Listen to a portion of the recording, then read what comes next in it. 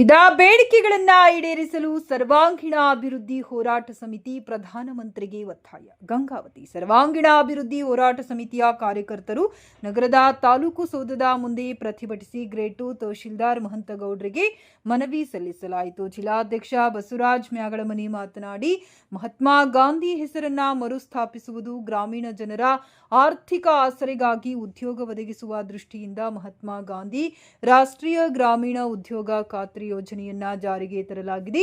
ಈಗ ತಾವುಗಳು ಕೆಲವೊಂದು ಮಾರ್ಪಾಡು ಮಾಡಿ ಅದಕ್ಕೆ ವಿಬಿಜಿ ರಾಮ್ಜಿ ಎಂದು ನಾಮಕರಣ ಮಾಡಿದ್ದನ್ನು ನಮ್ಮ ಸಂಘವು ತೀವ್ರವಾಗಿ ಖಂಡಿಸುತ್ತದೆ. ಅಟಲ್ ಜಿ ಪಿಂಚಣಿ ಯೋಜನೆ, ಅಟಲ್ ಜಿ ಜನಸ್ನೇಹಿ ಕೇಂದ್ರ, ಅಟಲ್ ಬಿಹಾರಿ ವಾಜಪೇಯಿ ವಸತಿ ಶಾಲೆಗಳು ಹೀಗೆ ಅವರ ಹೆಸರಿನಲ್ಲಿ ಹೊಸ ಯೋಜನೆಗಳನ್ನ ಅಟಲ್ ಜಿ ಹೆಸರಲ್ಲಿ ಜಾರಿಗೆ ತರಲಾಗಿದೆ. ಅವರ ಹೆಸರು ನಾಮಕರಣ ಮಾಡಿದ್ದರ ಬಗ್ಗೆ ಯಾರೂ ವಿರೋಧಿಸಿಲ್ಲ.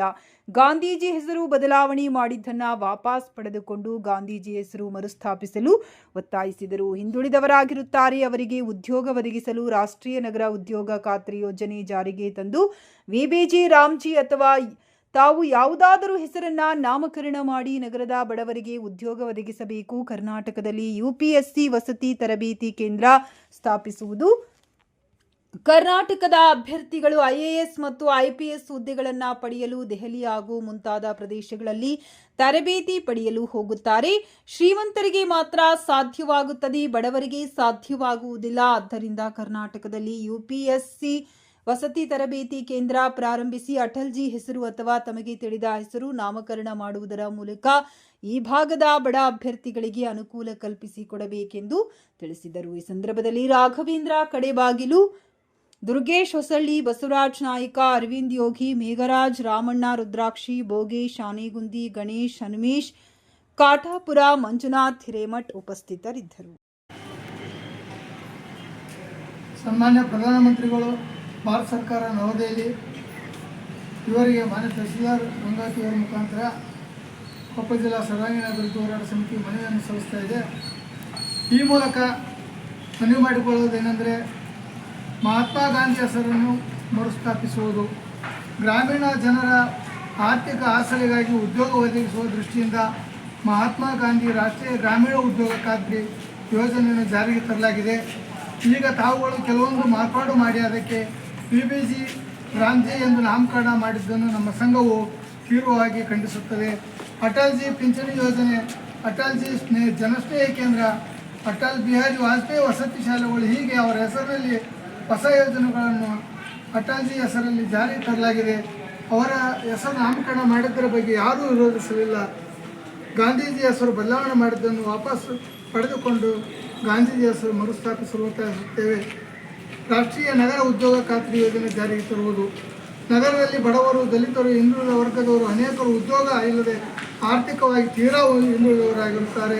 ಅವರಿಗೆ ಉದ್ಯೋಗ ಒದಗಿಸಲು ರಾಷ್ಟ್ರೀಯ ನಗರ ಉದ್ಯೋಗ ಖಾತ್ರಿ ಯೋಜನೆ ಜಾರಿಗೆ ತಂದು ವಿಬಿಜಿ ರಾಮ್ಜಿ ಅಥವಾ ತಾವು ಯಾವುದಾದ್ರೂ ಹೆಸರನ್ನು ನಾಮಕರಣ ಮಾಡಿ ನಗರದ ಬಡವರಿಗೆ ಉದ್ಯೋಗ ಒದಗಿಸಬೇಕು. ಕರ್ನಾಟಕದಲ್ಲಿ ಯುಪಿಎಸ್ಸಿ ವಸತಿ ತರಬೇತಿ ಕೇಂದ್ರ ಸ್ಥಾಪಿಸುವುದು, ಕರ್ನಾಟಕದ ಅಭ್ಯರ್ಥಿಗಳು ಐಎಎಸ್ ಮತ್ತು ಐಪಿಎಸ್ ಹುದ್ದೆಗಳನ್ನು ಪಡೆಯಲು ದೆಹಲಿ ಹಾಗೂ ಮುಂತಾದ ಪ್ರದೇಶಗಳಲ್ಲಿ ತರಬೇತಿ ಪಡೆಯಲು ಹೋಗುತ್ತಾರೆ. ಶ್ರೀಮಂತರಿಗೆ ಮಾತ್ರ ಸಾಧ್ಯವಾಗುತ್ತದೆ, ಬಡವರಿಗೆ ಸಾಧ್ಯವಾಗುವುದಿಲ್ಲ. ಆದ್ದರಿಂದ ಕರ್ನಾಟಕದಲ್ಲಿ ಯುಪಿಎಸ್ಸಿ ವಸತಿ ತರಬೇತಿ ಕೇಂದ್ರ ಪ್ರಾರಂಭಿಸಿ ಅಟಲ್ ಜಿ ಹೆಸರು ಅಥವಾ ತಮಗೆ ತಿಳಿದ ಹೆಸರು ನಾಮಕರಣ ಮಾಡುವ ಮೂಲಕ ಈ ಭಾಗದ ಬಡ ವಿದ್ಯಾರ್ಥಿಗಳಿಗೆ ಅನುಕೂಲ ಕಲ್ಪಿಸಿಕೊಡಬೇಕು. ಗಂಗಾವತಿ ರೈಲ್ವೆ ನಿಲ್ದಾಣಕ್ಕೆ ಹಾಗೂ ರೈಲಿಗೆ ಆಂಜನಾದ್ರಿ ಹೆಸರು ನಾಮಕರಣ ಮಾಡುವುದು. ಕೊಪ್ಪಳ ಜಿಲ್ಲೆಯ ಗಂಗಾವತಿ ತಾಲೂಕು ಹನುಮ ಜನಿಸಿದ ಸ್ಥಳವಾಗಿ ಪ್ರಸಿದ್ಧ ಕ್ಷೇತ್ರವಾಗಿದೆ. ಆಂಜನಾದ್ರಿ ಬೆಟ್ಟಕ್ಕೆ ವರ್ಷದಿಂದ ವರ್ಷಕ್ಕೆ ರಾಜ್ಯ, ಬೇರೆ ರಾಜ್ಯ ಹಾಗೂ ದೇಶ ವಿದೇಶಗಳಿಂದ ಲಕ್ಷಾಂತರ ಸಂಖ್ಯೆಯಲ್ಲಿ ಭಕ್ತರು ಬರ್ತಾರೆ. ಆದ ಕಾರಣ ಗಂಗಾವತಿ ರೈಲ್ವೆ ನಿಲ್ದಾಣಕ್ಕೆ ಆಂಜನಾದ್ರಿ ರೈಲ್ವೆ ನಿಲ್ದಾಣ ಎಂದು ನಾಮಕರಣ ಮಾಡಬೇಕು.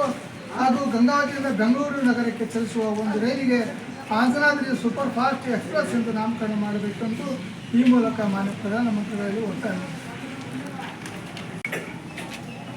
ಸರ್ ಒಂದು ಹೇಳ್ತಾರೆ. ಸರ್ವಾಂಗೀಣ ಅಭಿವೃದ್ಧಿ ಹೋರಾಟ ಸಮಿತಿ ಕೊಪ್ಪಳ ಜಿಲ್ಲಾಧ್ಯಕ್ಷರಾದ ಶ್ರೀ ಬಸವರಾಜ್ ಮ್ಯಾಗಳಮನಿಯವರು ಹಾಗೂ ಸರ್ವ ಸದಸ್ಯರು ಸನ್ಮಾನ್ಯ ಪ್ರಧಾನಮಂತ್ರಿಗಳು ಭಾರತ ಸರ್ಕಾರ ನವದೆಹಲಿ ಇವರಿಗೆ ಸಲ್ಲಿಸಿದ ಮನವಿ ಪತ್ರವನ್ನು ಸ್ವೀಕರಿಸುತ್ತಾ ಸದರಿ ಮನವಿ ಪತ್ರವನ್ನು ಮಾನ್ಯ ಜಿಲ್ಲಾಧಿಕಾರಿಗಳು ಕೊಪ್ಪಳರವರ ಮೂಲಕ ನಾವು ನಮ್ಮ ಮನವಿಯನ್ನು ಕಳಿಸಿಕೊಡಲಾಗುತ್ತದೆ ಅಂತ ಹೇಳ್ತಾ ತಮ್ಮೆಲ್ಲರಿಗೂ ಧನ್ಯವಾದ. ಜೆರಾಕ್ಸ್